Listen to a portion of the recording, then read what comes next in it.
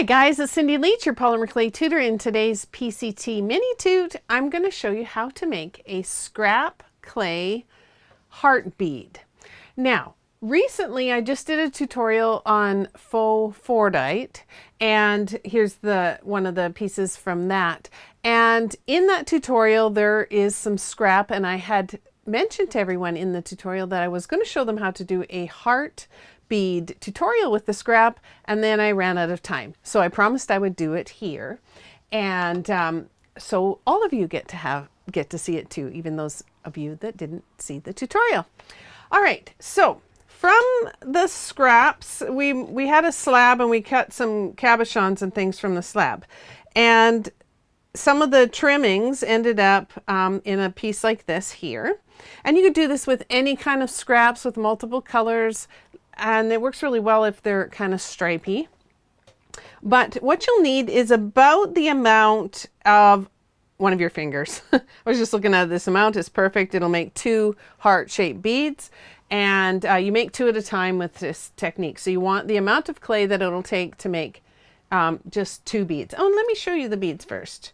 I've got a pair of earrings here that I made out of the one set of heart-shaped beads, and you can see on the front side of them they're very rustic looking, and then on the back side they have a really cool multicolored swirl in them, and both of them were from the same set, so they'll automatically go together, but they won't look the same.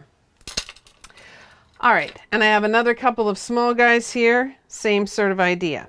So what I'm going to do is take my piece of scrap clay, and I've just kind of bundled it into a log, and you want it, you know, around the size of your finger, because when we run it through the pasta machine, we're going to do this at the thickest setting, we are going to need it to be not too much wider than this to start off with. So we're going to just run it through at the thicker setting. And then what we're going to do is we're going to fold it in half and run it through again. And what this will do is, let's try to keep them together there. This will make a section of clay that is quite stripy and cool, but the edges are all rough. We're going to do it another time here, just until it gets a little bit wider. One more time. And the stripes look really good. So I like these other stripes a little better, so I'm just going to fold that on the inside and run it through one more time. All right, so that should do it. I'm going to now go to a little bit thinner setting.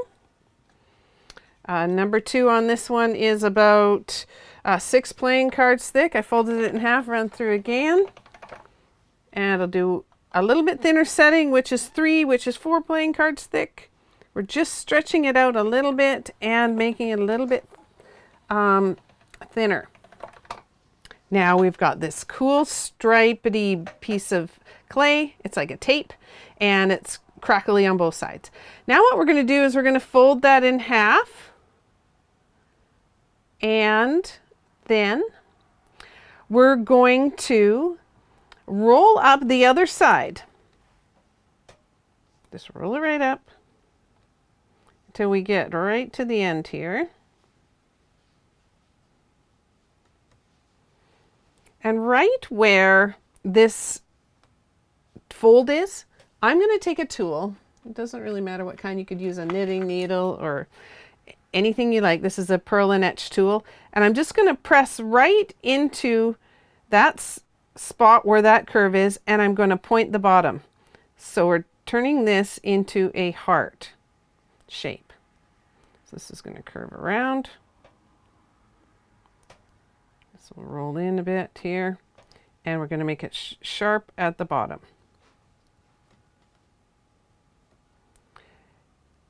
Now, depending on the type of clay you used and the colors you used, it'll look quite stripy here, or it won't, and it depends. So each one will look a little bit different.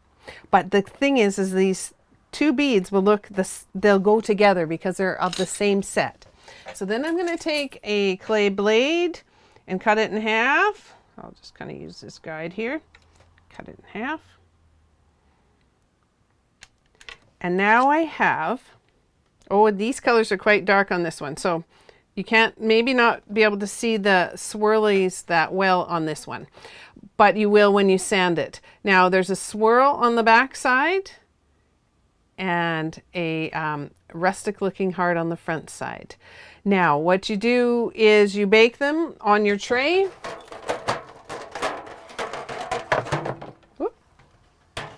You bake them on your tray with a piece of paper at the bottom. Make sure to put the cut side down so it stays nice and flat. Put a tinfoil tent on the top. Make sure that you are baking it with an oven thermometer at the correct temperature for your brand. This is Primo clay, so we would bake at 275 on the thermometer, and then we're going to bake for 1 hour. I would make up a whole bunch of them before I started baking them, not just the 2. And then when you're done, you will take them out and you will give the back a nice sanding and the sides. And when you sand them, now this one has a lot of white in it, so the colors really pop. But when you sand those edges, here's one here that was unsanded, and see how quite stripy it is?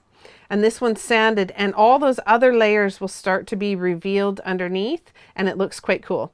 Then the sanding on, when you sand the back, it looks really lovely and shiny. I rub these with some Renaissance wax just to finish them off. And then if you want to, you can drill it by hand with a drill. Drill through the top, drill through the bottom, or you can just put a screw into the top. You can drill a little hole and put a screw eye in the top, and you can use that way, or you can drill through the side, however you want to use the bead. All right, so I just thought I would show you how to make a little scrap heart bead out of any kind of scraps of polymer clay. So I hope you liked that. If you did, do let us know. And if you've got suggestions for future tutorials, products you'd like me to demo, things like that, let me know in the comment section below as well. And don't forget about our great resource over at polymerclaytutor.com, where you can use the search box to find answers to all of your polymer clay questions. We'll see you next time, and bye for now.